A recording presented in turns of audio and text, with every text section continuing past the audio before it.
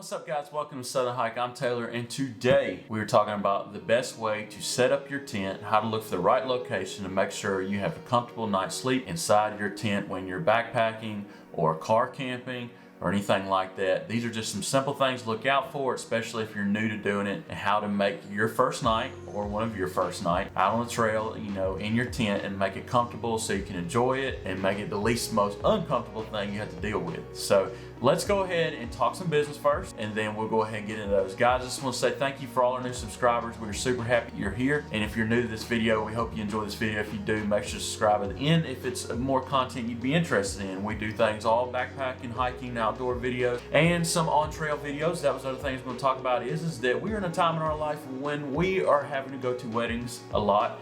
So I have been kind of stuck, I guess you could say, at the house or traveling for weddings lately, and that's why we have not done trail videos in the last month or two and had a lot of talking head videos. So anyways, through the summer we'll continue to make sure we have great tips for you, tips and tricks, and talk about different gear we use in the field. And we promise we have some more actual videos coming up of us on the trail because we were super excited for some trips we got coming up. We got another big one out west that we're really looking forward to that me and Rachel are doing together.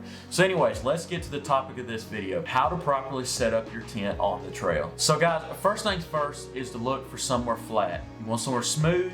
You want to make sure that your head is not going to lay below your feet. I have personally experienced where I lay somewhere where my feet were above my head, woke up with a blistering headache because all the blood flows to your head, and trust me, it can leave you with a really bad headache. So you want to make sure you're level, or personally I always just to make sure if it isn't a really flat surface, my head is going to be above my feet. It doesn't matter about sleeping pad, it still can happen. Your sleeping pad is going to go with the contour of the ground anyways, so you always want to make sure your head is going to be above your feet. So to go with that, make sure it's flat, and make sure you get rid of roots, rocks, or anything like large acorns or pine cones, things like that that can stab the bottom of your tent. Now I'll link a video where I talk about footprints. I'm not going to really get into it in this video and why a footprint is important. Make sure to look at that because this will help you with those kind of issues. But even with a sleeping pad, these things can still damage your tent. They still can make it like let's say for a pine cone for instance, can still leave a hump in your pad and you still can feel it. So it's important to get that stuff out of the way and make sure that it minimizes as many humps as you can. For an example, I went on a Smoky Mountain trip just recently, and both sites we went to, you really could not find anywhere super where the contour of the ground was super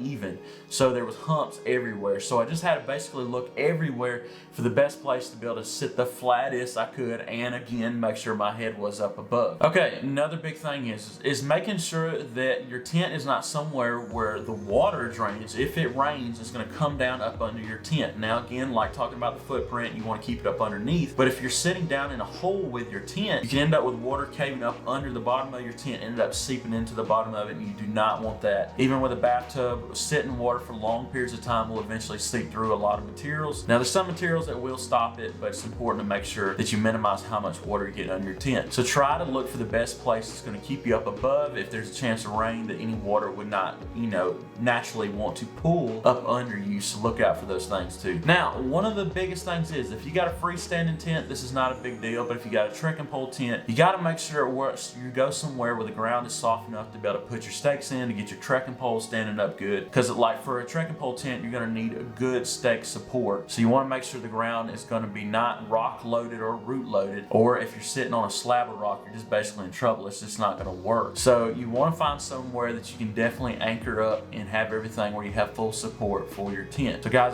those are some of the biggest things to watch out for. Now I talked about in one of my latest videos, actually it was the last video I did a couple weeks ago, about using a hammock versus a tent. Now there's some areas where a hammock would work a lot better, because if you got super uneven ground or rocks or tons of roots, a hammock is just an awesome option to be able to get up off the ground. I'm looking into doing that myself. Check that video out, I'll link it. It's just important that you find somewhere that is not going to make you feel like you're all over in humps. So sometimes a hammock is a better option. Now that's not for everybody, especially if there's multiple people in the tent. You'd end up with have to have multiple hammocks, so that wouldn't work, but that's another way you can deal with these kind of issues too. Guys, I hope these tips are helpful. I hope that they are beneficial to you, and if you're new on the trail, that this does not deter you. I hope this will help you kind of watch your way of where you're looking when you're looking on the ground to find the best place for your tent. Don't get overwhelmed by it. Just make sure you find a good flat spot. Make sure you minimize your roots and rocks, as I've talked about, and really hope these things help. If you have questions about it or any other, or if you have tips yourself to share with others, make sure to comment below. We'd really appreciate it. If you enjoyed this video, make sure to like. Guys, we are so happy you're here and continue to watch our channel. We really appreciate it. I know we took off the last couple of weeks with all these weddings. We just been out of town a lot and I was not able to get a good topic and have time to film and edit it for you. But we're back on track this weekend on forward. So I hope you continue to watch our videos. Guys, we will see you next week.